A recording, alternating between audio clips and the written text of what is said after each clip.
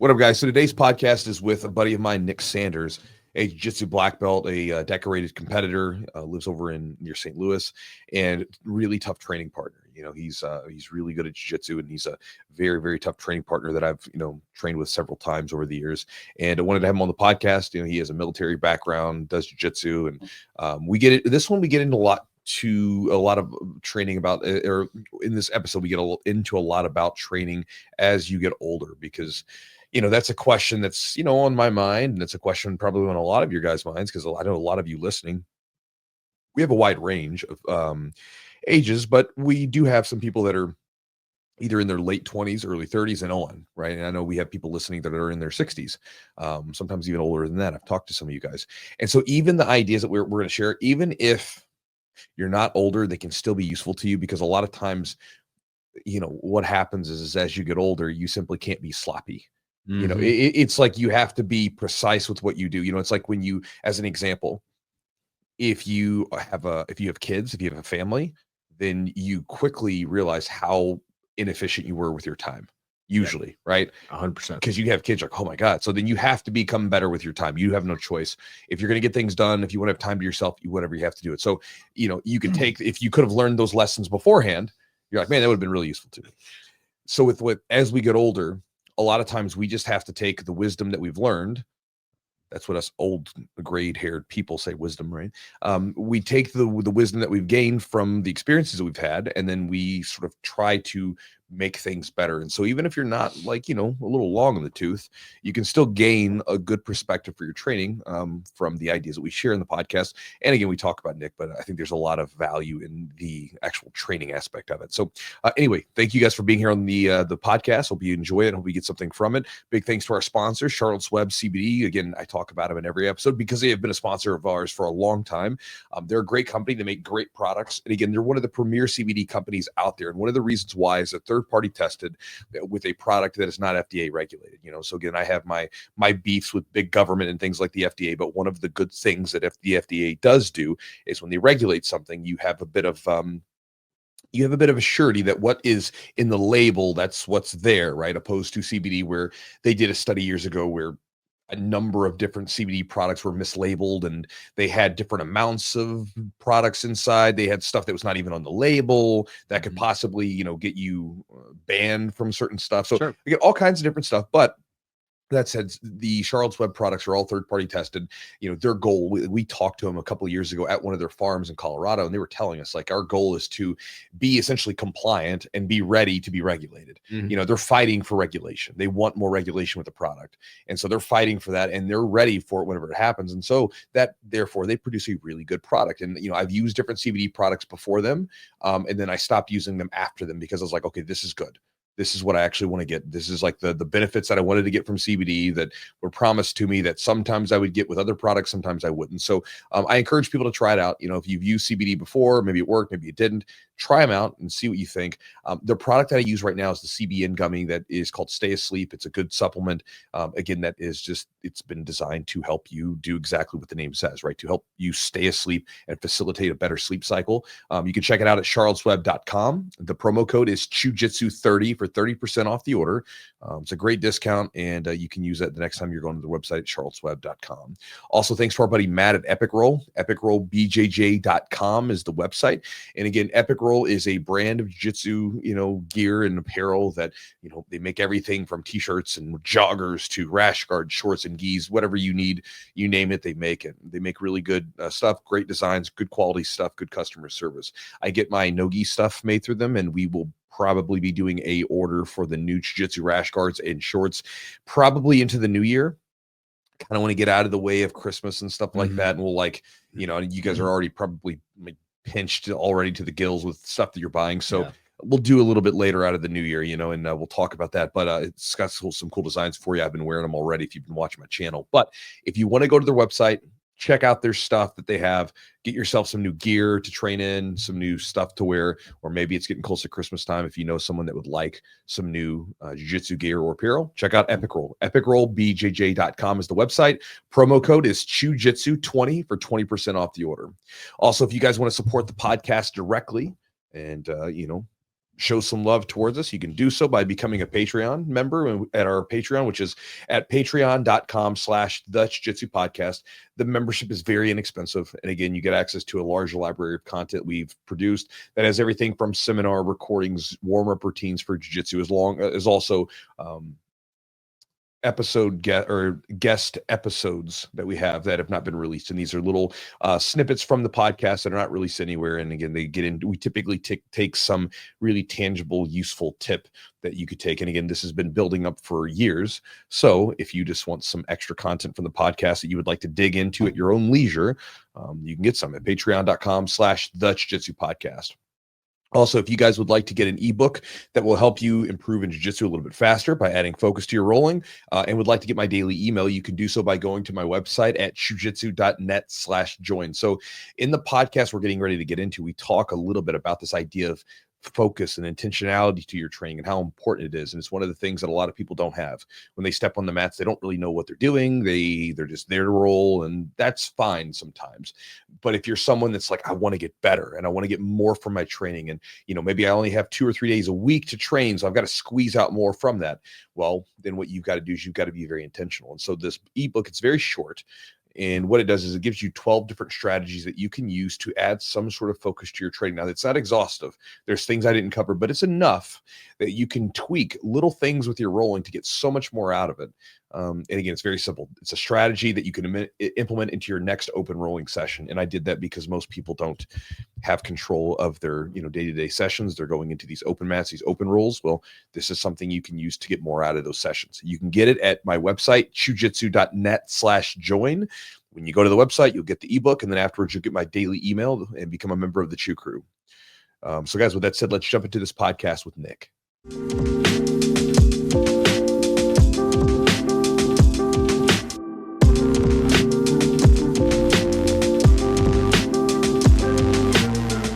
So, for anybody listening, I met Nick originally out at the, I was at like a Kyle Watson invited me out to his gym, met him, some guys out there. And then I'd been out there to train a couple times. I remember we were training for Nogi Pans back in 2018. I remember coming down and rolling with you guys. Super, super tough guy, a good training partner. I actually met a guy that was up in Michigan who a big, tall brown belt. And Nate. And it was funny because we were talking and he was like, I was like, he's like, oh, it was somehow you came up in the process or whatever. And I was like, oh yeah, Nick's great or whatever. And he was talking about rolling with you. I was like, man, just if he's got a gi, I was like, I'm going to go over here somewhere, whatever, I was like, it was talking about that. And he was kind of laughing or whatever. And he said this the same thing. We were just kind of chatting about it. But going to you, how did you get started in jiu-jitsu? I'm always interested in asking, black belts and guys that have been around for a long time, what got you started into it? So I joined the Army in 2001 after 9/11, but didn't ship off to basic until 2002. And so we were part of a pilot program, the new Army Combatives program, and the core of it was Gracie Jiu-Jitsu. They actually brought the Gracies in and taught the old school stuff. I don't know if you remember the single leg underhook pass from close guard where you scoop the leg up and you throw it on the shoulder. You mean we used to call it the Gracie gift, because it's they would show this the one the single arm pass, which inadvertently, if you had any good jiu-jitsu, you would just get triangle choked. And it was the Gracie gift. It's hey, this is the pass that we're teaching all the gringos, and then we're gonna choke you. But yeah, I remember it. Yeah, exactly. Yeah, so that we learned that and how to shrimp, and I dabbled in combatives in the Army, but deployed into Iraq and then went to my last year in the Army. I was an Army recruiter in Springfield, Missouri, and the Ultimate Fighter series came out, and I was like, hey, what am I going to do when I get out of the Army?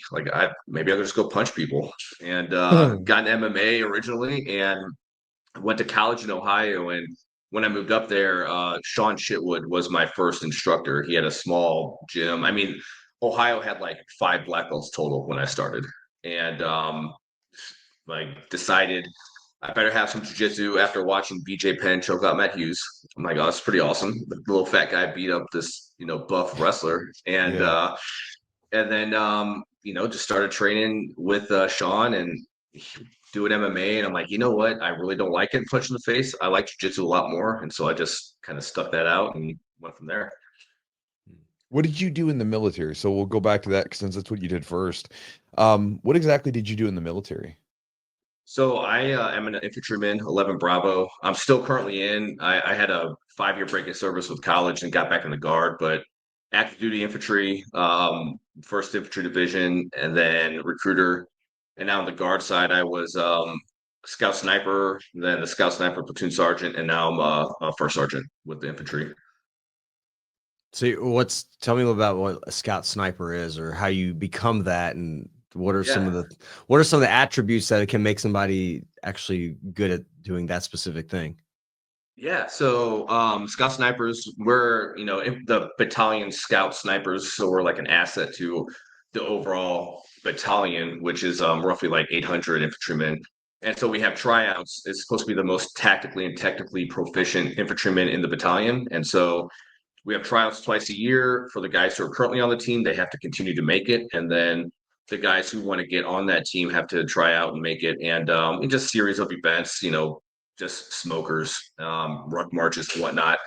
And so just being a good infantry guy, knowing your job, being really good at it, and then eventually you're gonna get some more schools like Pathfinder, RSLIC, which is like a reconnaissance school, air assault, ranger, all that stuff, and then you just work your way up into that field, and you specialize in reconnaissance only. So no, not a whole lot of fighting. It's more like getting eyes on the target and relaying information back to the battalion. So when they do their attack, they have good intel. So not as like sexy as you see on the TV. It's like more so just like hiding in a blind, like we call it like a blind, and you just hide there and just get eyes on and report back. It's pretty boring actually.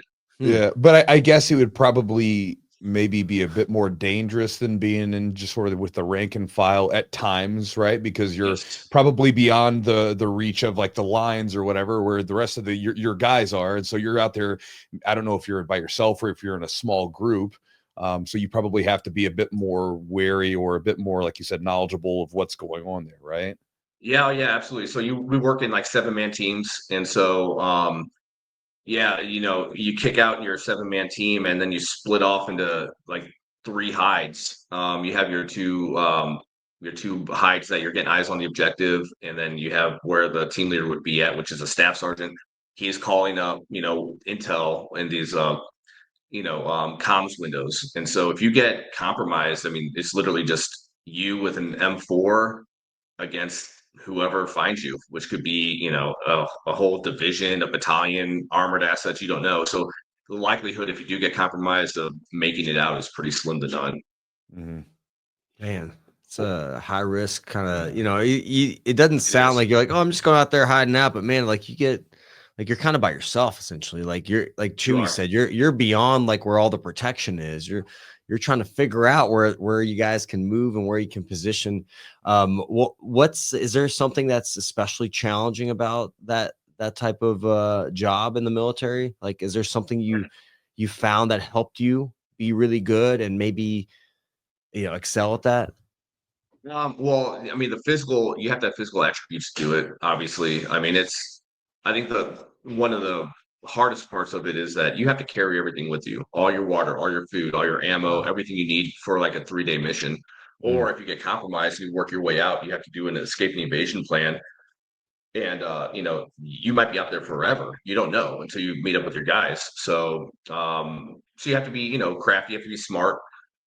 You have to be self-reliant, and also be able to work in a team. It kind of sounds like kind of an oxymoron, but Mm. if you get compromised, you got to be able to find your way back on your own, and then also be a team player. So yeah, I mean, I just think being flexible and being a team player are probably the two biggest attributes you'd have to be a part of an organization like that. Interesting. It's interesting, right? And when you sort of said that thing of being self-reliant, but then being able to work on a team, it makes me think about like jiu-jitsu to a degree, because it's like a weird dichotomy of things going on where it's like you have to be self-reliant, you have to put you have to focus on yourself and all this stuff, but at the same time you have to be able to work in groups of people, and you have to be a good training partner, right? Because you've been around long enough, I'm sure you've known guys who were like, really good or really whatever, but they were terrible trading partners. And so therefore they sort of got stuck because nobody wanted to be around them, And so you have to be Absolutely. able to manage both of those things, don't you? Absolutely. Yeah. I mean, you hit the nail on the head. There are guys that just have all the talent in the world and either nobody wants to train with them or they're just lazy. Like I'm sure you've met guys who are just super talented and just like, oh, you know what? Oh, I Oh might yeah. show up a couple days a week. And you like you want to shake them like, hey man, you could be something in the sport. And if you just actually showed up and tried, but yeah, it's just like jiu-jitsu, it's self-motivating. You have to be Mhm. motivated to do the right thing and put the most into it to get the most out. So with your training, when did you like you got out of the military or you're still in the military, but you started going into school and you're doing all this stuff and you're training, seeing the Ultimate Fighter. When did you I mean, obviously you probably got bit by the bug early, but when did you start like really getting into the jiu-jitsu to the point where because obviously, you and Junior on the gym, you're competing and you're very good at competitions, very decorated and everything else. When did you decide to like really dive into this stuff, full on? So it was purple belt. Like I like to compete, but I didn't like, I didn't nutrition wasn't really a thing. It's like I'll just eat, a hamburger here and there or whatever and do You're whatever still I want young kind too, of thing. right? Yeah, I was 23, 24, Yeah. 25, somewhere around there. Yeah, like dude, 40 plus is the metabolism is a real thing. I always thought it was like, ah man, whatever. But no, it's you have to eat smart and work out twice as hard just to maintain weight. And but anyway, yeah, young guy. And so then I was doing some private security work and got back from doing a tour over in Europe. And I was just like, you know what? Like, I really don't want to go back on the road. I don't want to do this stuff anymore. And I'm like, I'm just going to throw my hat in the ring and just give jujitsu a shot. And I always wanted to open my own gym and whatnot. And so I got back, hired a personal trainer, got my nutrition in check, and really started training like twice a day, 5, 6 days a week, sometimes 3 times a day with the lifts. And that's when it really started taking off around purple belt. Mm. When did you decide that like you maybe make that your career or just that trajectory? How did you start winning tournaments? What was there a turning point for you, like at purple belt that you're like, yeah, I'm pretty decent at this thing. I can take it a good way. Yeah. So at purple belt, I was a broke jujitsu guy just like everybody else. So, I focused on teaching at the gym and I really got the bug to teach often. I really enjoyed teaching and working with people and seeing their success. And then I did the Pan Ams at purple belt. I got third. And I was like, you know what? Like, I'm pretty good if I got third at the Pan Ams at adult Mhm. purple belt. Um, and then just started doing more and more tournaments. And then I think the biggest shift for me was probably around 2018 when I was already a black belt, and I was like, okay, I want to just give this a good run. Like I want to see how many tournaments I can win, how many big ones I can win. And I felt like I had the experience now as a black belt, a seasoned competitor, and you get those like little wins. You're like, oh, this guy's pretty tough, and then you beat him, and you're like, wow, okay, well, maybe I am pretty good. And then you go to against another guy, and you have a good run against him. Maybe you beat him, or maybe you take ref's decision against somebody who's won the world's a few times. Like, okay, I'm legit. I'm at the top end, Mhm. and then I just started. 2018 was the other benchmark at black belt when I was like, all right, it's time to go. So yeah. And then how old were you in 2018? Whew. 34. Okay. Yeah, so we're at around close to the same age. So you really started to, I guess, because where I've seen your stride really show is like, as a masters competitor, seeing you as an older guy Yeah. going out there and just getting after it. And it's like, whenever you're competing, it's like boom, it's like popping up there. You're almost always on the podium, usually with the double golds or at least 2 medals around your neck, right? For absolute and everything else. Tell me about some of the things because I have a lot of people that are north of 30, right? They're fellow masters competitors, which means we got a little gray in the beard and hair and everything else. What are some things that have been useful to you for, and I know there's plenty, so take your time with it, but what are some things that have been useful to you for training and competing as you've gotten older, right? Because obviously we were talking about metabolism. Everything just changes as you get older, and no matter how well you do things, your body is just this rust bucket as it gets older, right? So, what are some things you've done as you've gotten older to train and stay effective when you're competing? Well, one of the biggest things is having good training partners. I mean, that's probably the first and foremost. Guys who will push you, So yeah, I don't know where I heard it from. Maybe Joe Rogan, where he talked about you have to have guys who can beat you, guys you're just as good as, where you have competitive matches, and guys you just mop the floor with. So, I would train with Kyle Watson Jr., Josh McKinney. At the time, Jeff Schultz, he was a I remember Jeff. black belt.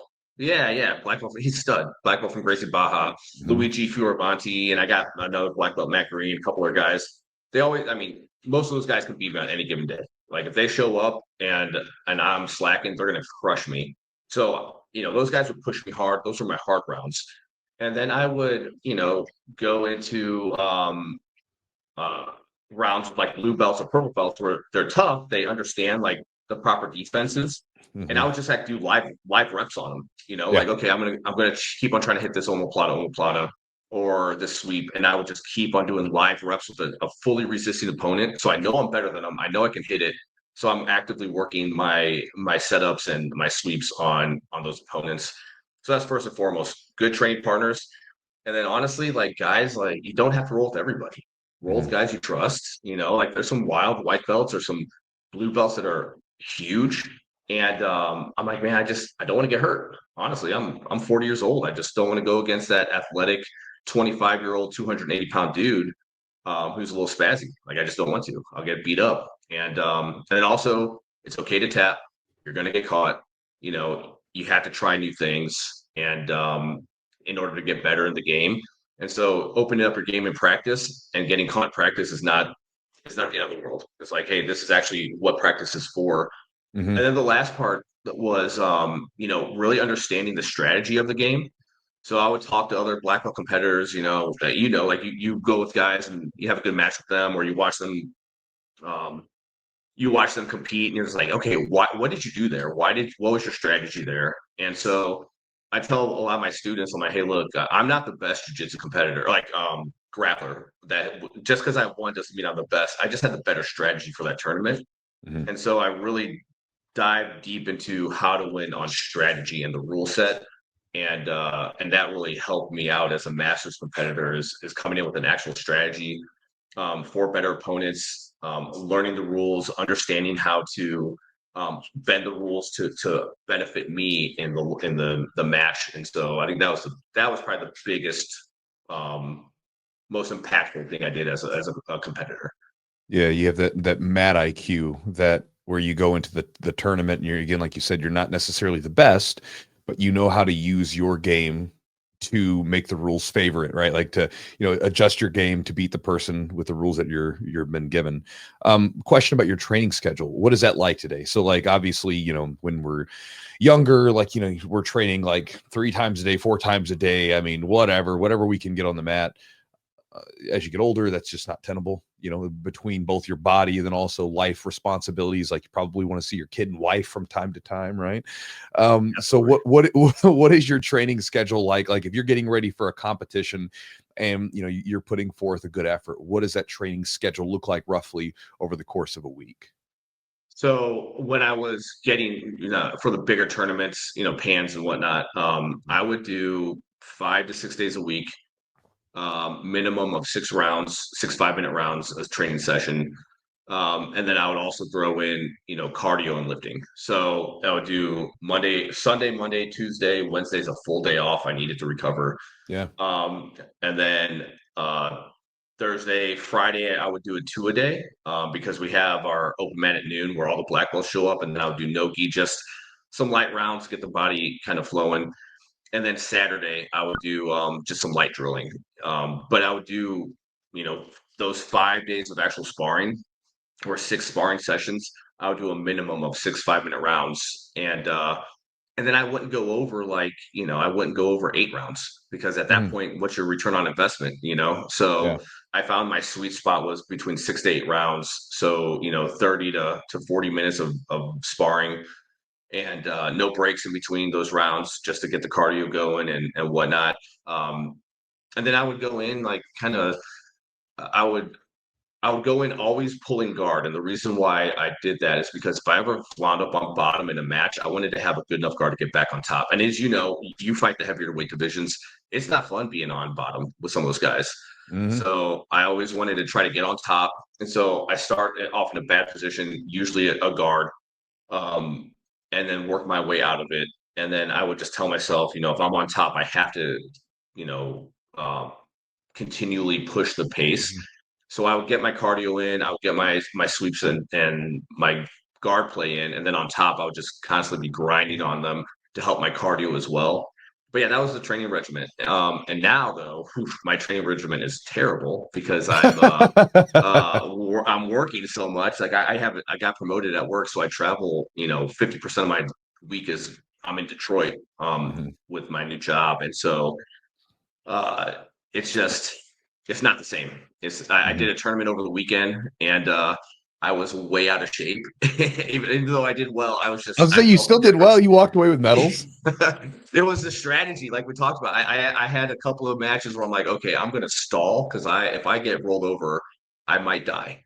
So so it was more of the mad IQ like you talked about, but yeah, like at the peak, it was a lot of volume, and then with the right training partners, I never seemed to be hurt, so it was a good way of doing it. What makes a good training partner to you? Like as far as like someone, it could be at any belt rank. I mean, I think sometimes you hear from white belts or blue belts, they don't feel like they want to go with the black belts because they don't feel like they can give them the adequate resistance or and I've had this conversation with some white belts before. I'm like, hey, just move around, go for stuff. Obviously, don't spaz, things like that. But like overall for you, like what's the idea of a good training partner? Someone that's a favorite training partner of yours. What are their attributes?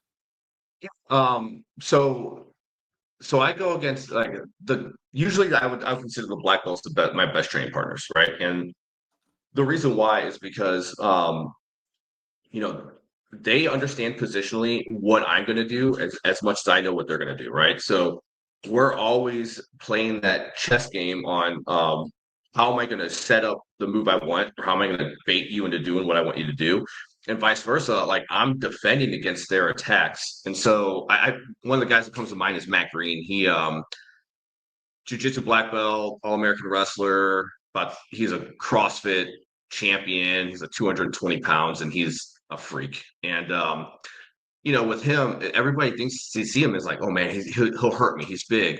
I've never once been hurt by that guy because he understands body positioning. He understands technique. He applies it with strength or without strength, doesn't matter. He actually applies the technique properly.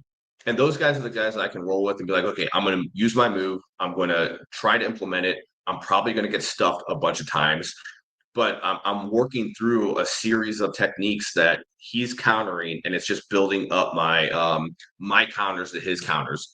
So those are the people I think are good training partners on the black belt level.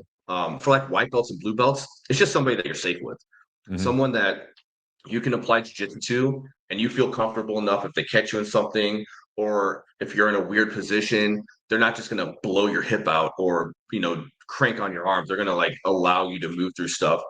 But yeah, as a black belt, it's guys who understand the game at the highest level and can push me as much as I push them, and they counter on my movements. Yeah, when I was thinking about this, like when you were talking, and this is like something I was talking about this in a video recently. When I think about a good training partner, someone that like, because we all have some guys that are in our gyms that are just, you have the toughest rounds with those people, but you're the safest with them too, and it's where, like, for instance, if I'm training with like one of our guys, Mark, or we've got some guys, Evan or Adam or Eugene, a bunch of the black belts, we can train really hard. Even we've trained hard and, been busting each other up. But there's like, for instance, if one of us gets our hand caught in a weird position or something happens, we might literally stop for a split second. You good? I'm good. And then we keep going. Right. So there's always this underlying, like, there's this like the hierarchy of importance, and safety is above me winning this round. So like if I get you in a submission or something like that, and maybe I'm falling back in a weird way and I don't know if I can finish this safely, I'll probably just let it go instead of risking you possibly getting hurt. I know you would do the same. And I think that's for me, like as I get older, it's like you want those rounds where you can get after it, you can push hard, but that both of us, the safety of each other is more important to us, and that we can come back tomorrow and train rather than like me getting this one up on you today. Right. Exactly. Yeah. Like if you and I were training together, if you fell back and hurt me, or I fell back and hurt you on something, first off, I would lose a really good training partner because you're injured. Mhm.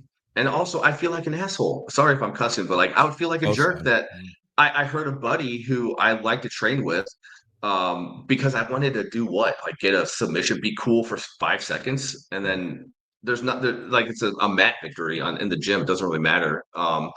I think that comes with experience and time on the mats, and just like honestly, we talk about ego. Everybody has it, but Sure. you shouldn't have one when you're training with your partner, right? Like I am not only being detrimental to my partner's health, but also to my growth as a jiu-jitsu guy. And yeah, you hit the nail on the head. I will give up a grip just for your safety, and like, okay, I'll get it back at some point, or I might never get it back. Who cares? Like, Right.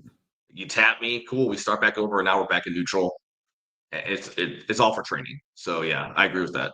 Yeah, and I think it's one of the things where like because we talk about, sometimes you'll hear people spazzy white belts or blue belts or whatever, and I think that's like one of the things is like when they come in trying to educate them that like, with the stuff that we're doing, there's real consequences to not being thoughtful with things, right? Like, so if you are 225 pounds like solid and you're rolling with like a 150 pounder and you just flop on them, you might pop a rib out, right? Like, because again, it's a serious weight difference. Or, if you put someone into a really sloppy neck crank, or a sloppy guillotine, and you're just cranking and you're not thinking about, is this the right technique? Am I closing off the carotid? Is it all, you're just like, I'm going to squeeze really hard. It's like, well, that person may fight out of that, but they also might have their neck messed up, whatever. And really being thoughtful about like, what is the end result of some of the things that I'm doing? Like I remember one time we had this young guy that came in, and one of our guys caught him in a triangle. He was brand new, and his immediate reaction was to lift him up. And so he was holding him up in the air, and everybody's screaming, "Stop, stop, stop." And we go up to him like, "Hey, bro, what are you doing?" He's like, "Oh, I was just lifting him up." I'm like, "What are you going to do?" He's like, "I was going to slam him." I'm like, "Well, why?" He's like, "Well, I was, because he's new, right?" He's like, I watch, UFC, and that's what Rampage does whenever he puts them into it. And I was like, okay. I was like, well, what happens after Rampage slammed them? And then you can see the wheels turning, the light bulbs flickering. It's like, oh, they got knocked out. I'm like, exactly. Do we want to knock this dude out in the middle of like 11:30 on a Saturday session? He's like, yeah, okay, got it. So, but it's like in the moment they're not thinking, and like you said, it kind of comes with experience where, all of us have probably accidentally hurt someone at some point in training just by dumb stuff or whatever. And, sometimes you kind of learn from that. So you try to give those lessons to the younger guys a little bit sooner than when we had to get them. Absolutely. Well, and like coming up, think about how we came up. It was like that. It was like It's a don't freaking tap. Thunderdome. Just go Yeah, after it. yeah, it was. It's like, hey, 2 men enter, 1 man leave. Like that's how it was every round. It was. I think the way we train nowadays is just so much better for the health of the individual and the growth of the sport. Because think about I think about all the people I started with just through attrition. I mean, maybe like 1/10% actually stayed to 20 years, but also the amount of people that got hurt and just never came back. Oh yeah, It's lots of those. crazy. Well, and Yeah. then your wife trains, right? And she's very good, right? Yeah. Imagine bringing your wife to one of those old gyms where it's a bunch of like knuckle draggers that are just literally beating the tar out of each other, and they're not thinking about it. Like, she's not sticking around for that. Exactly. I mean, it's like, yeah, I would never bring my wife to the old school gyms ever, ever. But yeah, exactly like you. Even just guys who might not be like fighters or guys who weren't athletic, they didn't Yeah. last either because they got beat up, and it just. Mhm. I'm really glad how the sport and art has changed over the past 20 years. So yeah. Yeah. So besides, the kind of change in training environment and training intensity, like what do you think for you are you 40 years old now? 40? 40, yeah, 40, yeah. There you go. Welcome to the club. Can Yeah. you tell by the graves, man? Yeah, the graves are It's all all over the good. place. Yeah. What do you think is important for longevity in jiu-jitsu? Like what are some aspects of being able to do this thing and doing it at a good level, a high level? You're still, you're 40, you're winning tournaments, even when you're not in the best of shape. So you're doing some things right. You're keeping your body together. What are some things for you that are important for longevity in jiu-jitsu? So definitely, like I said, I've hit on it every time, but yeah, training partners, number one. Number two, you know, uh, warm up rounds are super important. Like I'm not 20 anymore. You know, you got to warm up before you get out there, get the joints loose, be smart with who you train with. Not every round has to be the objective. You have to pick and choose what your objective is for the training session. So, Mm. you know, if you're going into it and you're getting ready for a comp, you're going to have to maybe go a little bit harder. But at that point, you want to get those guys like Nick just talked about, where the people that you're safe with going hard and they can push you back. Yeah. If your objective is to try some new moves, you might want to go with some of the blue belts that you feel safe with, or some of the purple belts that are going to give you a hard go. But you're in a controlled environment. So I think for me, it's just having the right training partners, warming up, being safe every round. The winning the round is not worth the injury. And then also, I think like for longevity, it's more so at this point, maybe not so much with like the physical aspect of it, where it's I plan on rolling as long as I can, but I think for me the longevity, not so much like physically for me, but overall for the art, is to just be in there and coaching the next group of people, right? Mm-hmm. So I'm starting to kind of shift into that methodology of I'm not going to be able to compete forever, and I can't carry the flag for the team forever. And I'm trying to build a new core group of strong black belts that can, carry the Revive name or Jiu-Jitsu in itself into the next, 20 years or so. And so the longevity aspect of that is just, I think, more so teaching my mind, like finding new techniques to learn, understanding the new meta, as I say, or the new games or the new systems or whatever they're talking about. Like learning that, I think that's more so the longevity that I'm looking for at this point in my jiu-jitsu career. A little bit less on the physical aspects, because I mean, if you just have the right training partners, you can roll forever. Like you Yeah. can be 80 and and roll. Now it's more so just kind of have a better understanding of where the art's going and what the new games are going to be, what the new series are going to be, or systems, and coaching up the new fresh crop of black belts on how to actually be effective. Well, and you talked about it earlier, and I thought this was like maybe an important thing for people if they're listening. Notice earlier, this is the idea I think about is like, trying to stimulate yourself, not annihilate yourself, right? With training. And earlier you were talking about, I'm going to get a minimum of 6 rounds, but I'm going to get a maximum of 8. So you have this window where you've become very sensitive to how training affects you, and you kind of know where your sweet spot is, and everybody's a little different. But you know where that sweet spot is, and that's where you tend to sit so that you can train consistently. And I think that a lot of times I did this when I was younger, and it took me a long time to learn this lesson with like, I don't need to go into the gym and feel like I'm absolutely destroyed to have gotten a lot from the training, because like you're talking about, you go into the gym with a focus and a very clear objective of like, what do I want to get from this training? And so if you go in there and your objective is to focus on this one technique, you may not get as sweaty or as nasty as you would if you were just going for really hard rounds, whatever, but you're still getting skill, and that's what we want. And so I thought that's an important takeaway, because that's something for me, that's how I know my games changed, or my training's changed a lot, where like there's a sweet spot that I know I don't train as much as I used to, and I just have to say that sweet spot. And then also too, when I go into the gym, I have to have a clear focus, because as our volume goes down, we have to make up for it with intentionality, rather than being able to just like, I'm just going to train a lot more, and that's how I'm going to make up for, being sloppy with my training regimen. Right. Absolutely. And the other thing too, as we get older, I think also longevity, going back to that, is a little less time on the mats, but a little more time in the weight room. I think Nick and you and I talked about that last time I was in. It's I'm trying to spend more time, like, on the Airdyne bike, or the I have an Echo bike in my basement, where I'm doing a little more cardio that way, less impact on my joints. It's a little bit safer. I still get a good burn, and then also adding some weight training in to just also strengthen my joints and be strong. And I thought about it a while ago, the physical therapy background. I love doing jiu-jitsu, but I also want to be able to get off the toilet when I'm 80, right? Yeah. So, adding some weight training in is like actually, the other thing I started doing more intentionally is focusing on that as well.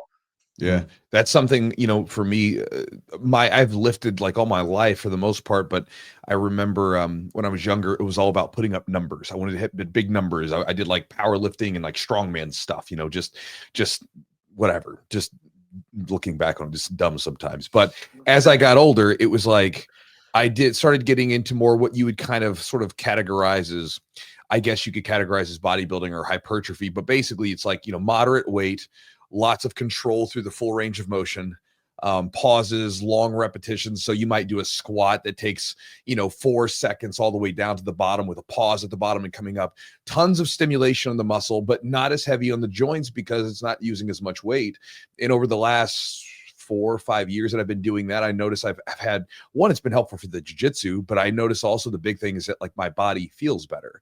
Like my joints feel better because I'm able to maintain that lifting regimen more often because I'm not going that heavy. And my body recovers from it. And also too, it's been like, I actually look better physically, so I actually like look a little bit better, a little bit more muscular because I'm stimulating the muscle, but I'm not just trying to lift heavy weight and then put tons of pressure and tax my joints while I'm doing a sport where we're tugging on joints. It's like kind of have to dial it back on the weight. But yeah, I think you hit the nail on the head with the idea of weightlifting. I think as you get older, that becomes kind of the glue that keeps you together so that this way you can train jiu-jitsu at whatever pace you can do. And you can also, get yourself out of bed in the morning. Yeah. Amen. Yeah, and I think too, like going a little bit lighter, it kind of is an ego burster, but at 40, 100%. it's like, it's like, hey man, I gotta be real. I'm not gonna be bench pressing 350 and squatting 500 and all that stuff. So it's not as, and also I look at it And this way, being it's a like, competitive black belt competitor, right? It's like you got to choose something. that something has to give. And so the other part, I always ask this of my students, the young guys, because I'm trying to drop some knowledge on them. Like, oh yeah, I deadlifted 600. Like, how many times in a match are you deadlifting 600 pounds? Never. How about 225 or your weight class? How about you just deadlift your weight 25 times? Right. Now, that might be a more realistic, functional strength training goal that you have. And it's just way easier on the joints. But, like whatever. Those young You're guys young, got to bro, learn the right? hard way. Yeah. It's kind of like having a muscle car when you're younger. You're gonna see how fast you can take it, and then when you get older, you're like, I don't want to get a speeding ticket. You're not willing to risk it. Yeah. You know what I'm saying? But when you're younger, I I remember going a little fast in my car, and why was I doing that? I want to see how fast the thing could go. Well, right. Well, even if you look at like, and you even look at like pretty much every culture, right? Like, you go to like different parts of like, the UK, the United Kingdom and stuff. And it's like, they've got all these different stones, like lift the stone over your head. It's like this big feat of strength. And, those kinds of things have always existed in different cultures. So there's something in us that just like, when we're young, we want to like lift strong weight, like, look at me, but then you get older and you're like, all right, it again, it's just like you said, you're not lifting that kind of weight. You're like, what's more important? Like an isometric hold. Because like we're doing that a lot in jiu-jitsu, right? Can I hold weight for a long time? Can I move it for a long time? That stuff's far more important. I mean, I remember I was in the gym this is years ago.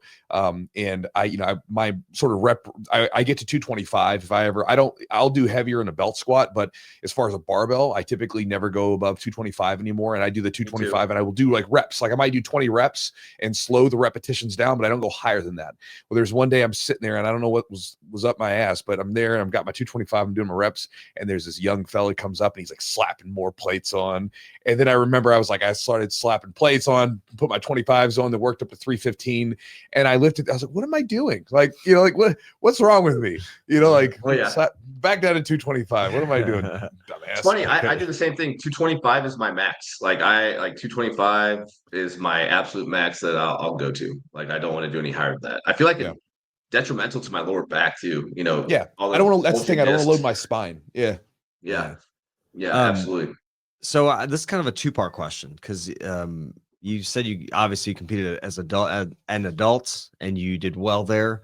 I want to know two things. So first of all, when did you decide to switch to masters and compete at masters? What was the decision-making process? Because you won pans at 34, which you could have done masters. So, but you won adult. Oh no. I won pans when I was 20. Okay. Man, 20 something or medaled. I got third at pans when I was 20 something.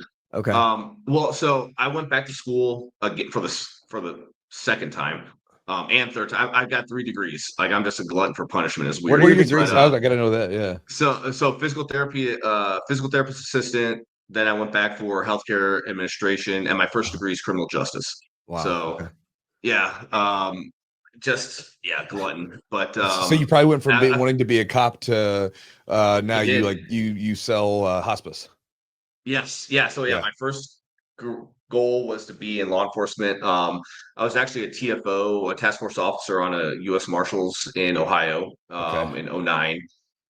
Didn't I was like, yeah, whatever. I don't do this anymore. Moved back to St. Louis. Did Jiu-Jitsu bumming for about 4 or 5 years, and then my ex girlfriend at the time was like, "Hey, look, if you want a future with me, you need to have. You can't be a." I'm like, "Okay, fair enough." So I went back to college for the PTA program, and so to answer your question, I went back to college. I think 29 years old. That's when I got my black belt at 29, and I didn't compete for a couple of years because school was more important.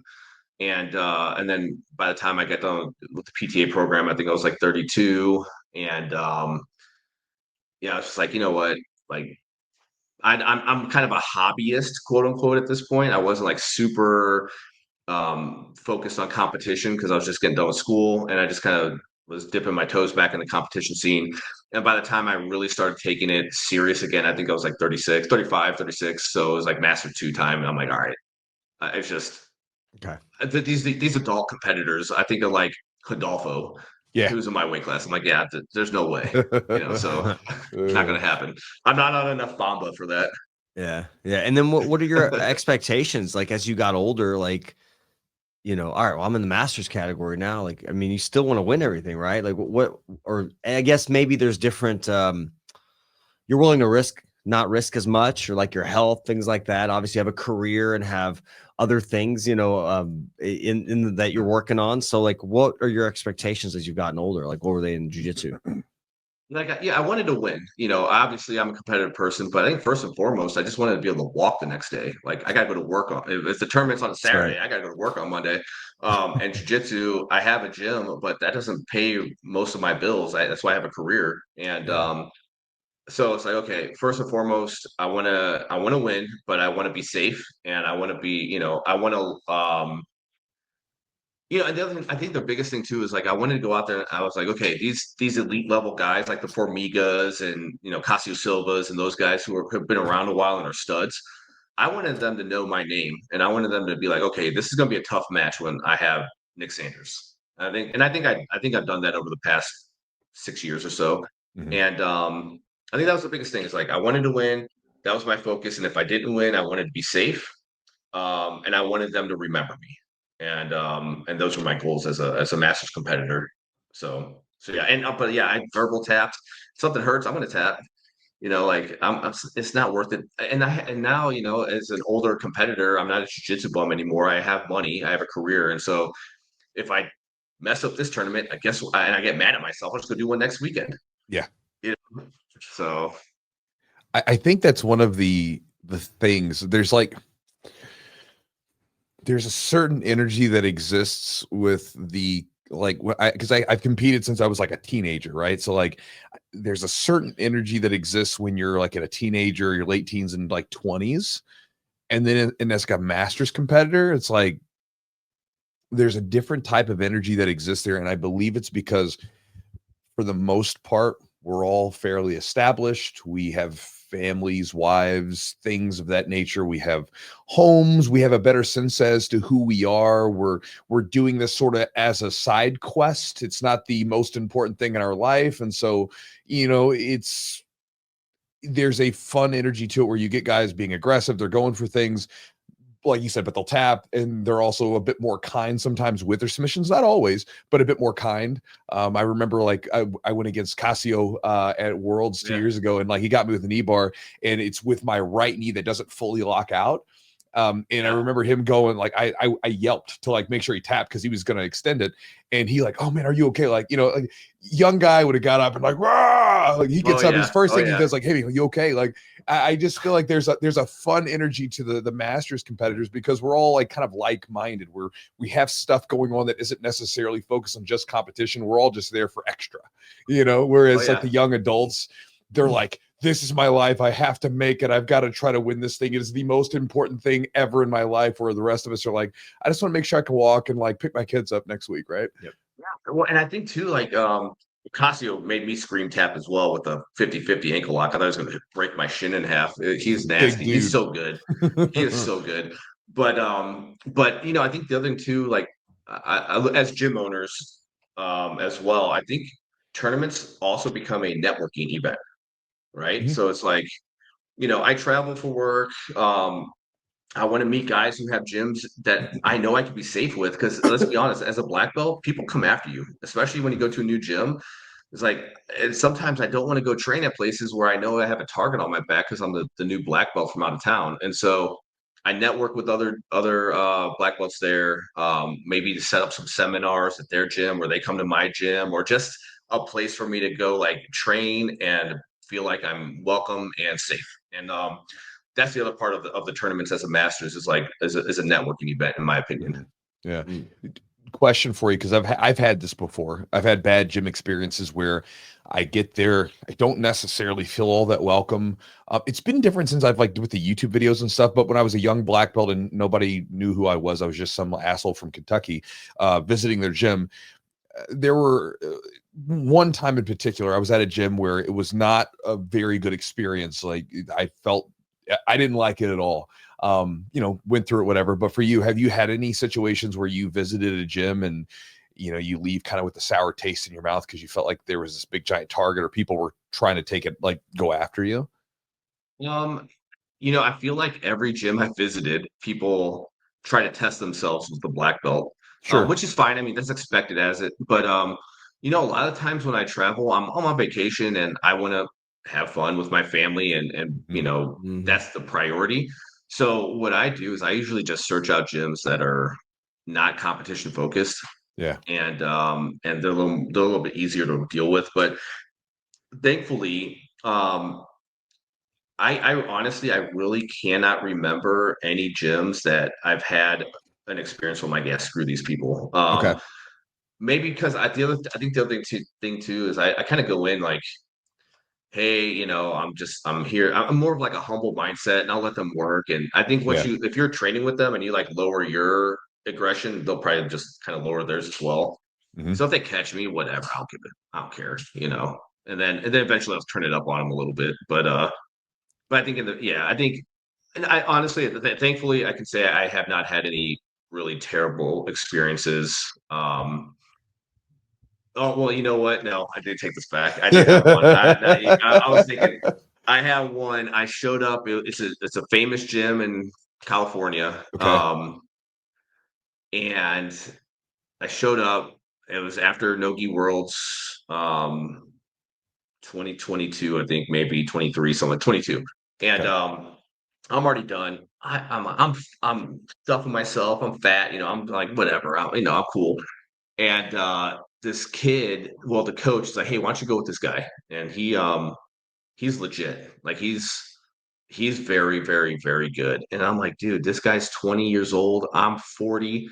Like, why are you trying to kill me, man? Mhm. So, you know, I just lock him in 50-50 and hang on for dear life. And it's like, it's not even worth doing the round. Like it's just zero training value for me.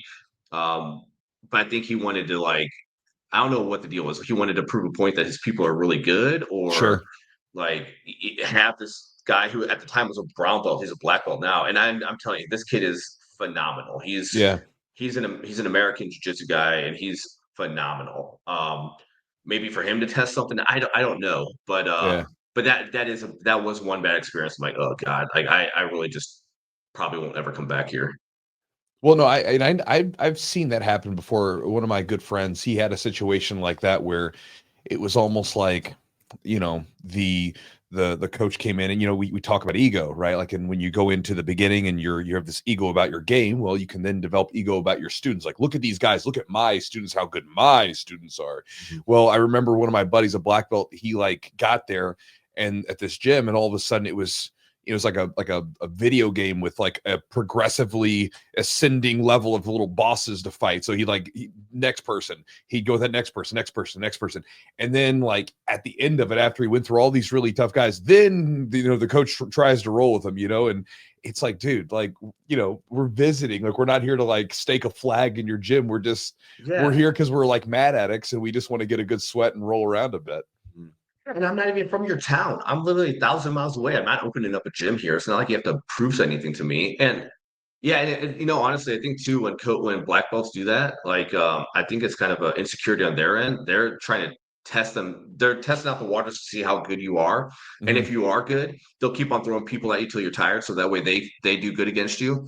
I've seen that happen before. And I think it's just, you know, just an ego thing and maybe just like a confidence thing, but it's sad. Maybe. I mean, look, man, anybody that comes into my gym, I roll with them probably the second round after I warm up, and I just want to enjoy time with them and see how they are. And if they're gracious enough to come in and have a good time at the gym, I want to make sure that they leave feeling like, okay, this is a good place to train, because it helps my business too. Eventually, they get to all their buddies and whatnot. So that's how I like to operate.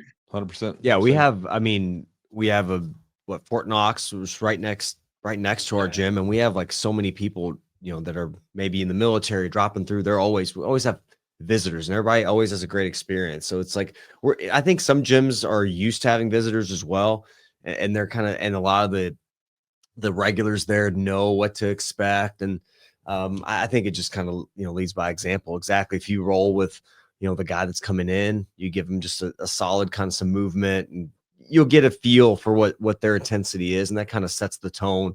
And then if they're pretty cool with you, hopefully they're going to be cool with everybody else. And I think you doing that, you kind of vet them essentially. Like, is this person cool? Are they going to keep my people safe, or do I need to kind of set them straight? So absolutely. I have had some people who have visited.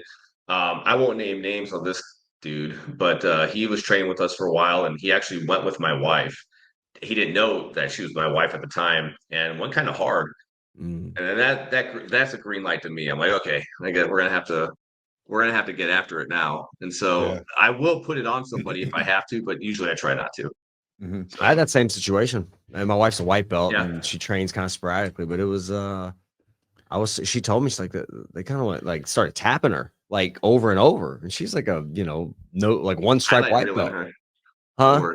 Well, she's trying to highlight reeler, right? It's crazy. I don't know. It's like tap, boom, and then you're going again. And there were quite a few, you know, belt ranks above her. I'm not gonna say which belt rank they were, but so yeah, it was. She told me after. I was like, okay. And so next time I roll with them, I wasn't nice, but here's a question for you, because this is something that's come up, you know, over the years, and it's something where, you know, with our sort of modern, increasingly changing sensibilities, a lot of people are like, oh, this is such a barbaric practice.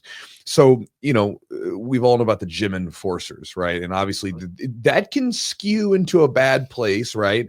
But I think that sometimes, like, you know, like as an example, if someone does something that I think is bad for the culture of the gym, like rolling with a woman too hard, or even just a smaller guy, right? Like, you know, someone that like physically you have to be more mindful of, and you're not, obviously I'll come talk to him. Hey man, like chill out a little bit, you know, like relax a little bit. But if it continues, like myself or someone else, I'm gonna go roll with them, and I'm going to let you feel this because I can do things to you and you can't do anything about it. I'm going to be rough with you the way that you're being rough, because I want you to feel that and have an experience. Because I think sometimes information doesn't really become understanding until we have an experience with it. That's why, you know, we give advice to young men knowing that they're going to make the dumb mistakes, because we did the same stuff. Someone gave us advice, we made the mistakes anyway, but just part of it, right?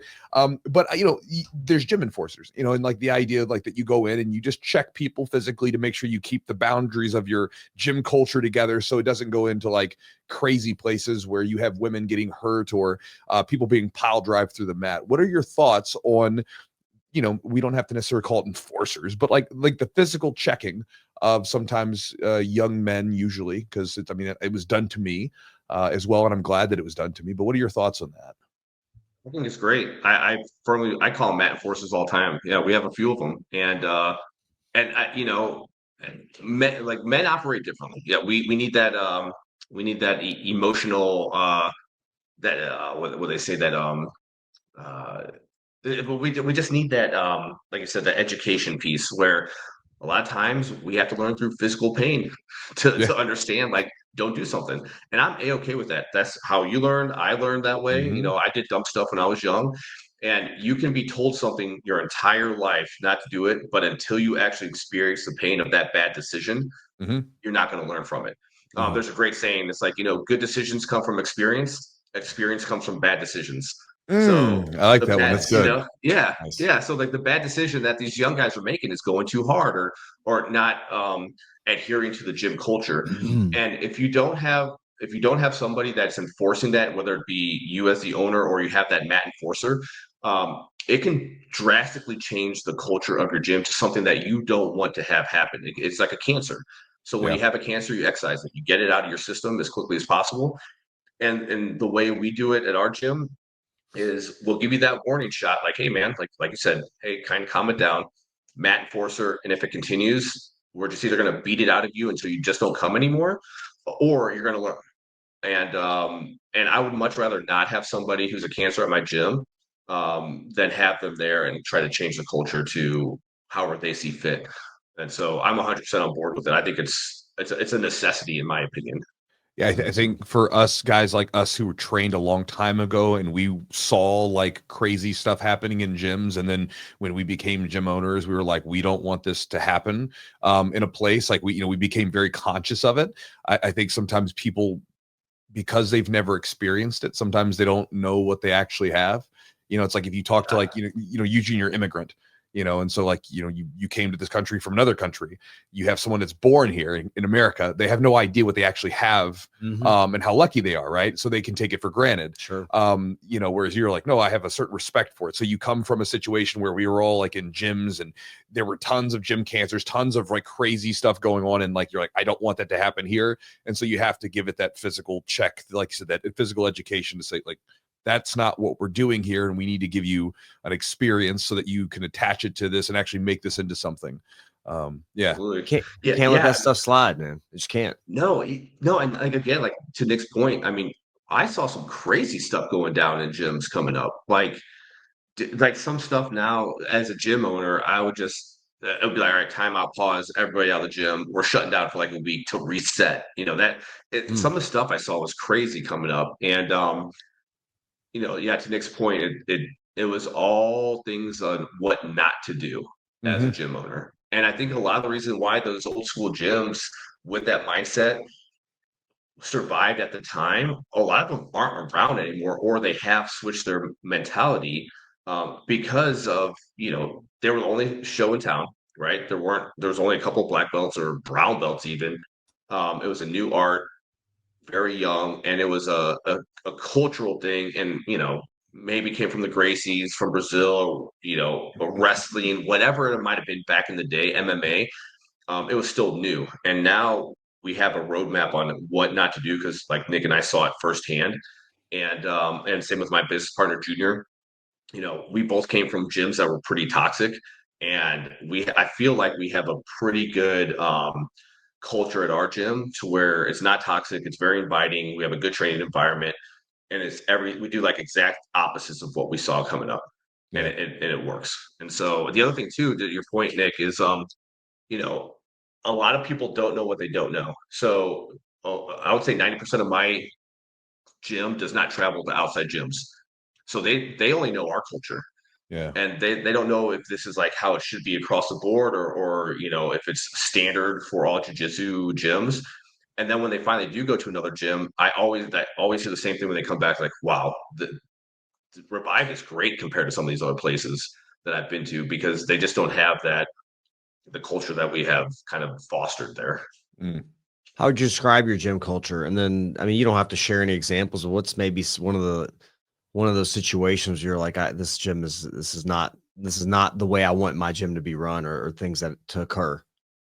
Yeah. So, our gym culture is, I want everybody to be tough, right? So we're in a martial art for a reason. We want people who are tough. They can at least defend themselves in an altercation in the streets, or, do well in the jiu-jitsu tournament if they want. I don't push anybody to compete. It's not necessary to be a part of the gym, where you might have some gyms where it's like you have to compete. fly the flag, defend our honor. I don't care about that. I want you to feel confident in your technique.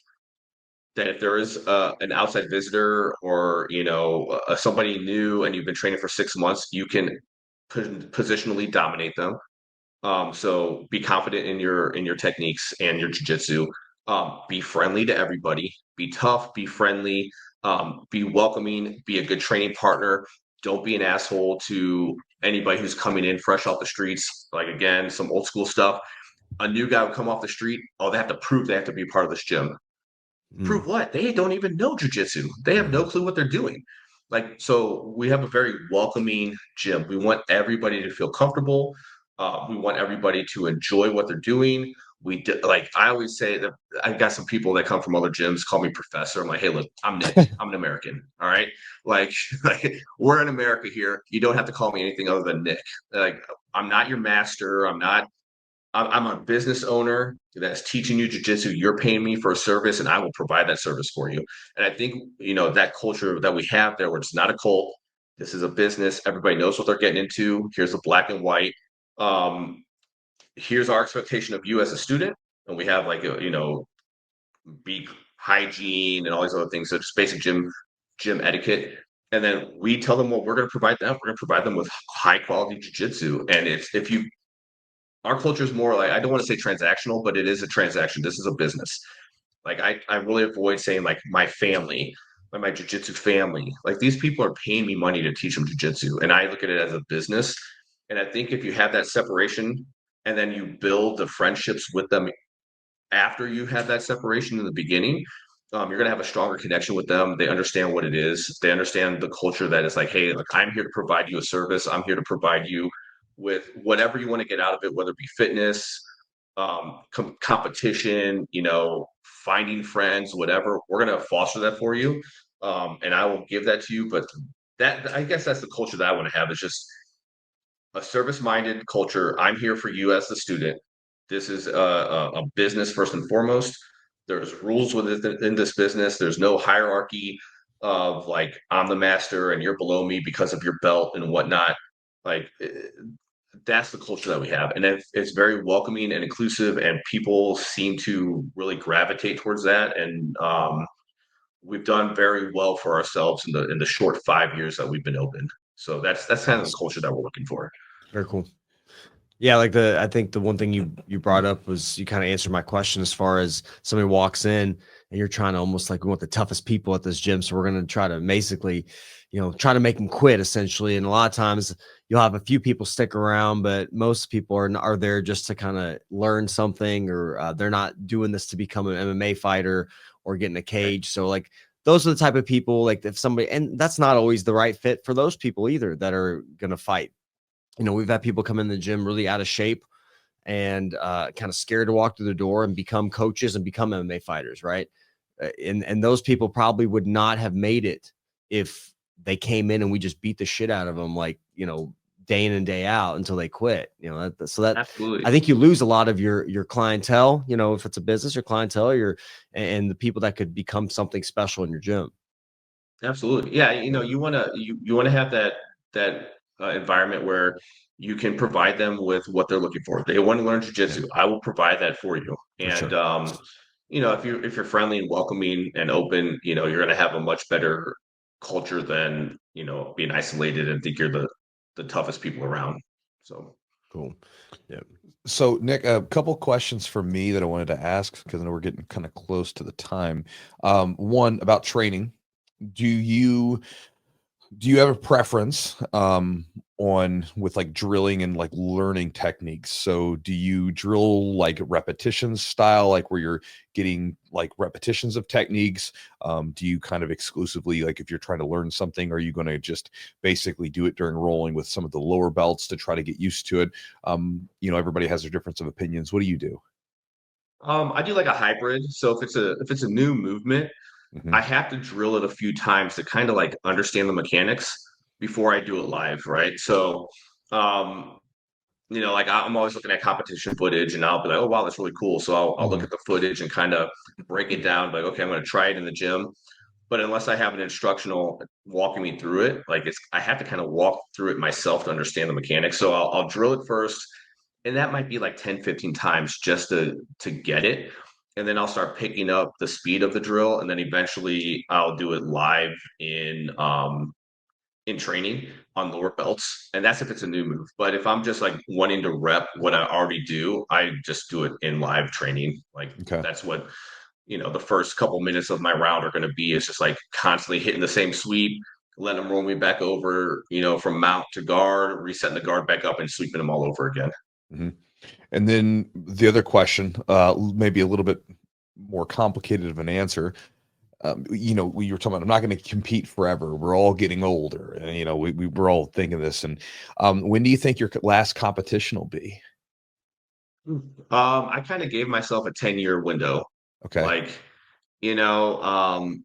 thankfully we have a lot of black belts our age. Like we're in that third generation of American black belts. Yeah. Where we're all kind of aging together, and I think we all want to still compete. But I think at 50, at that point, it's like, how much more do I really have to do? And if I do compete, it might be once in a blue moon just for the hell of it. But I gave myself, and this was before I started traveling for work. It was like, okay, I'm going to give myself probably like a 10-year window that I literally have left before I just going to hang it up and just be like, whatever. But now with this new line of work or new position at work, my training is not where I want it to be to compete at an IBJJF or the higher levels. So it might be sooner. Like honestly, I don't know. I haven't competed in like 8 months until last weekend, and honestly, I felt like shit. and if I'm not going to be at like the highest level of like competition readiness, then I might not just do it. So who knows? Who knows? Honestly.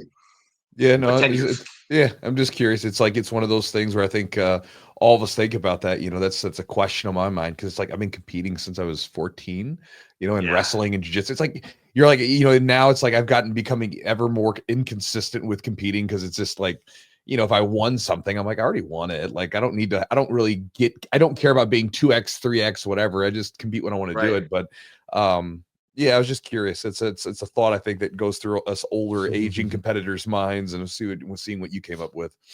Yeah, it's like 10 years, I think, and that's like max. I'm definitely not longer than that. Like anything over 50, I'm just going to be old. Who knows, man? You might be 50, like I still got it. You might. You're going against 50-year-olds. You're good. So, Nick, where is your gym, by the way? Where, if people want to kind of see what you're up to, train with you, or kind of join your gym, where can they do that? Yeah, so Revive BJJ, as you see, we are located in St. Charles, Missouri. We're just outside of St. Louis. Yeah, so Revive BJJ, revivebjj.com on Instagram. You can find us there. We don't do drop-in fees. All we ask is for like a good review. So if you like it, like the gym, give us a 5-star on Google, and yeah, come on in.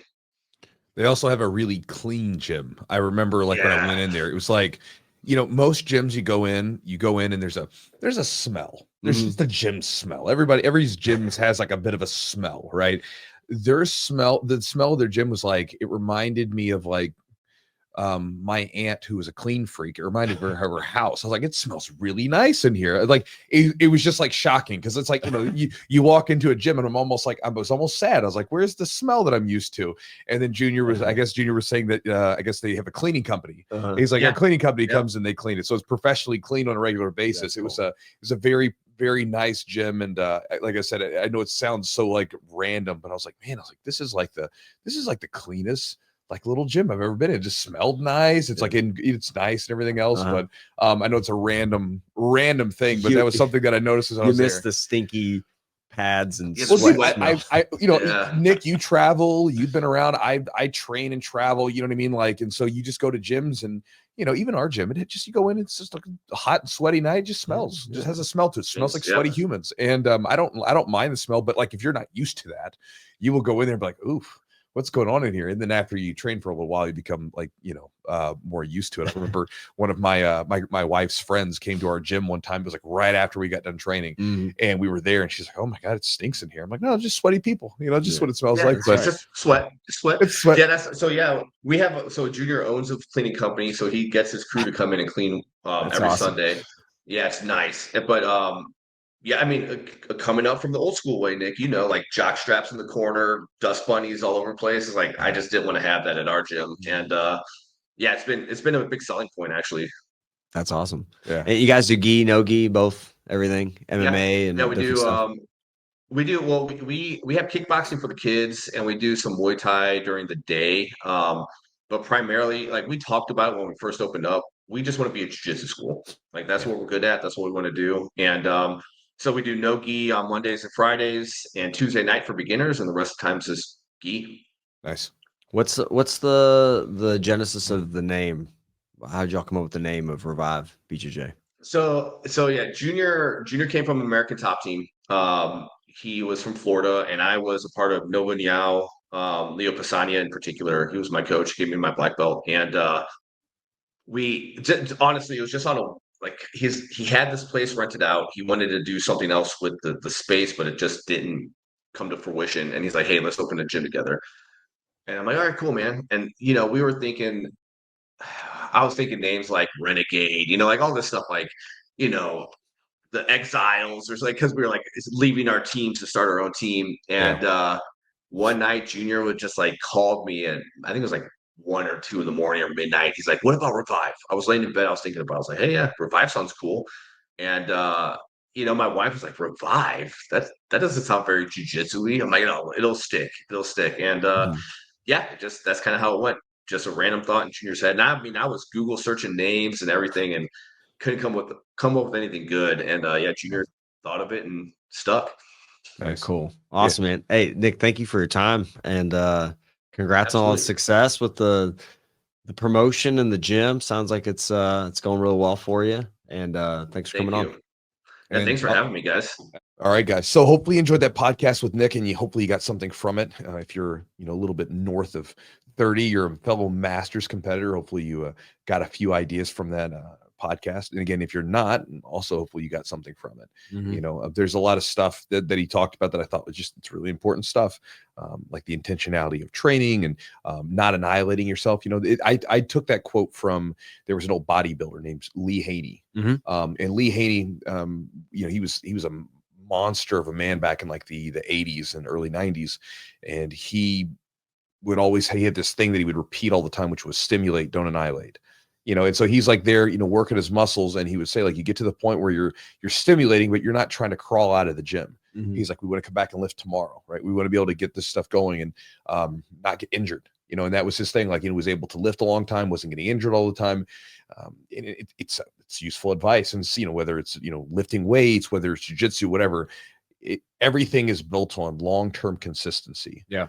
And so the way you have long-term consistency is you keep yourself healthy, and you get what you got to get in and get it done, but you allow yourself to stay at a good clip with training by not overdoing it too often, so that you can continue. And again, that's more of, I think, sometimes a mental thing, that people want to go down the rabbit hole to push themselves too much sometimes when they need to back off. As you were saying, the quote from Lee Haney, all I could think was lightweight, baby. Ronnie Coleman, that dude can hardly walk. Poor guy. He went hard, destroyed his back. Yeah. I mean, he could have been a power lifter. I mean, like, he was incredible. He was a genetic freak. He was incredible. I mean, that's the thing about like bodybuilding is like, there's one side that's hard work, one side that's, they're very disciplined, right? Like a lot of people, because like, like for instance, like most jiu-jitsu athletes and fighters really aren't all that disciplined, because it's like we go in to train, and train's fun. Sure. The discipline, to me, where discipline really shows is what do you do after when you go home? And like, so bodybuilders is like, it's the gym stuff is relatively, you're just lifting some weights. It's what you do the rest of the 23 hours of the day, like what you're eating, sleeping, and all that. That's the stuff that's really important, because, if you're going to compete, right? I mean, your diet has to be so on point, and you're dealing with, I mean, imagine how hungry some of us get, and how much we can't deal with that. Now, imagine if you're getting a cut for, you're getting yourself down to like, 4 or 5% body fat or 3% body, whatever it is. And my buddy Eli, was a professional, and he was saying that like the fat on your feet goes away. God, it right? hurts to walk. Right. He's like, your feet get bony. It's like, and I've done this like, on a very minor scale. My face gets more gaunt, like because the fat goes away from your face. But like he's like, the fat in your feet go away, because your body's just getting rid of it. Oh my God. And you're like, like that's intense. That takes some intense discipline to be able to fight through that, because most of us don't have that. And so I think there's this genetic freak compound. Like you're not going to be a bodybuilder, like a professional bodybuilder, if you don't have the genetic components to work with. But then there's also that like incredibly hyper disciplined all the time kind of lifestyle that has to be lived, that you can't you can't really get away from that. You can't be like a professional bodybuilder and like not sleep and eat McDonald's. Right. There's plenty of jiu-jitsu guys where, they're training really hard and then they just eat candy or burgers or whatever the hell they want to do. They're very, very focused in training, and then they're very undisciplined everywhere else. I've met so many fighters like that were very good. Well, you got like who is it? Patty Pimblin, who he is?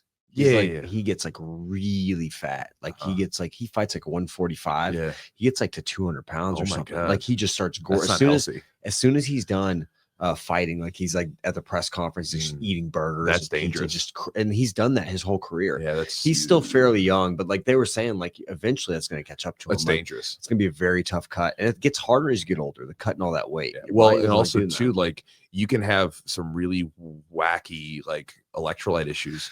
I remember having those one time where like I cut weight really hard, got down to like, to 205 or whatever. Then like I, was at the time I was walking at about 225, cut to 205. And then it's a good size cut. Yep. And then, which isn't too bad, for the percentage wise, it's not too bad at 200. I could do it. But the problem was, is that when I came back, instead of like, having one whatever meal, then slowly working back up, I went from eating this clean diet to like, I'm eating ice cream and pizza.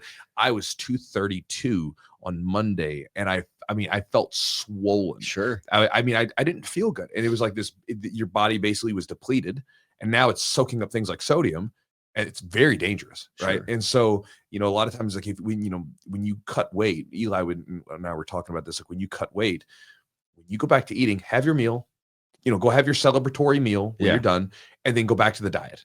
Don't go crazy. Get back slow. Go back slow. Cause because your body's not used to this.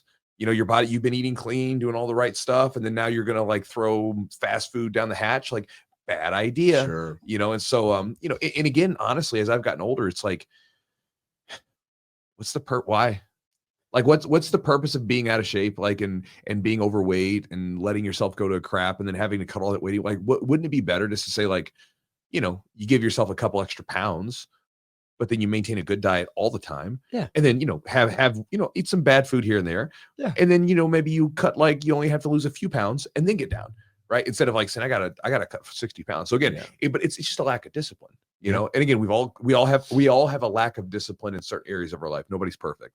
Nobody is. Sure. But it's just one of those things where like the discipline with food, it's something I've really, really enjoyed the last several years, because it's been a game changer. That's like something we were talking about, like as you get older, like if you can get a good a good diet or nutrition coach to dial things in for you, like it's not magic, and you can literally lose weight and you don't have to work that hard to do it. You'll have to be disciplined with your eating, but it's just going into caloric deficit. Like my wife, like she lost 20 plus pounds and she doesn't work out almost at all.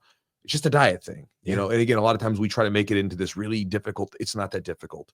It's just about like knowing what to eat, when to eat it, and then being disciplined about doing that every single day. And then you get like, here's the magic. The magic is you get used to it. It's just what you do. Well, that's like he was talking about with his training. You just get used to it. So like he said, oh, well, how do you keep training even when you're doing all this stuff? He's like, it's just like, it's so routine that I don't even think about it. So it's the same thing. If you eat, if you make yourself do the things that you need to do, eventually they just become routine and habit. You don't think about them. You just get it done. Just do it. That's it. I agree. And like, it's funny, like how I'll bring the same like foods, I eat the same food for lunch, like pretty much throughout the week. I'll have a day, obviously, like I'm kind of eating whatever. Not a day, like a meal or so. But people think it's weird that I weigh my food. Like I get like you weigh your food. I'm like, yeah, I know exactly how much I'm eating, and I know how I'm gonna feel. I know how much energy I'm gonna have.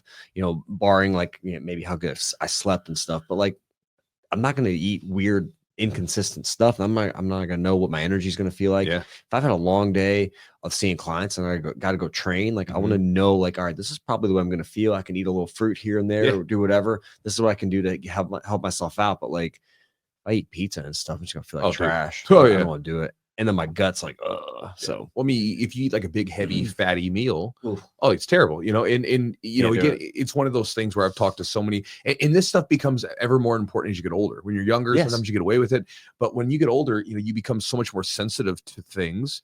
And you know, a lot of people don't even realize how miserable they feel until they've had contrast, right? Because if all you've ever had your entire life was like bologna, right, and then all of a sudden someone hands you a delicious fillet, right, you're like, oh my god, like this is good. You may not even appreciate the steak at first, but let's say you start eating the fillet and then someone tries to hand you that bologna, you're like, get this bologna out of my face, I want that fillet, right? And so you don't know until you have contrast.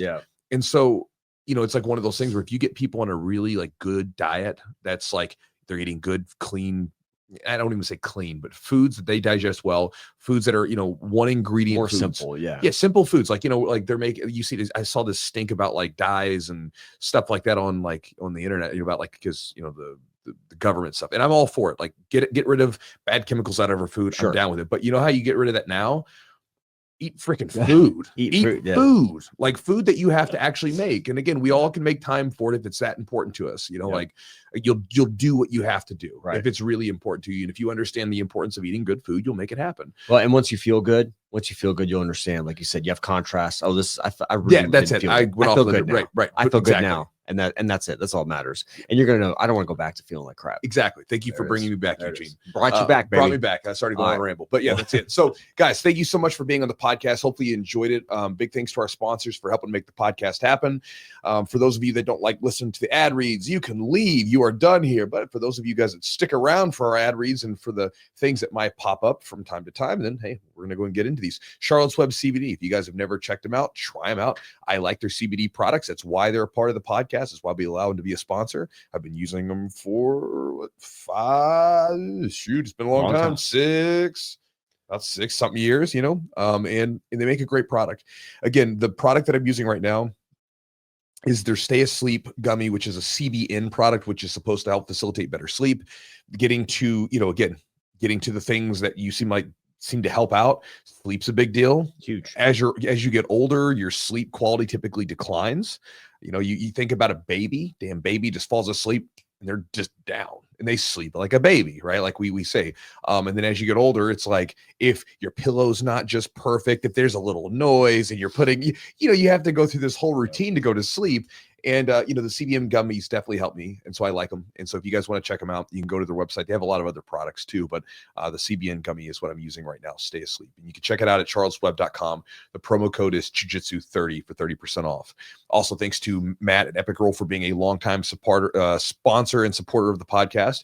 Again, he supports a lot of Jiu-Jitsu practitioners that are up and comers in the competition area. And he makes really good products. And if you guys want to check out his stuff, go to his website, epicrollbjj.com. Has everything from rash guards to shorts to gis, everything else. I'm a huge fan of his no-gi gear, and that's why I get my Jiu-Jitsu stuff made from him, is because I love the fit and the cut of the shorts.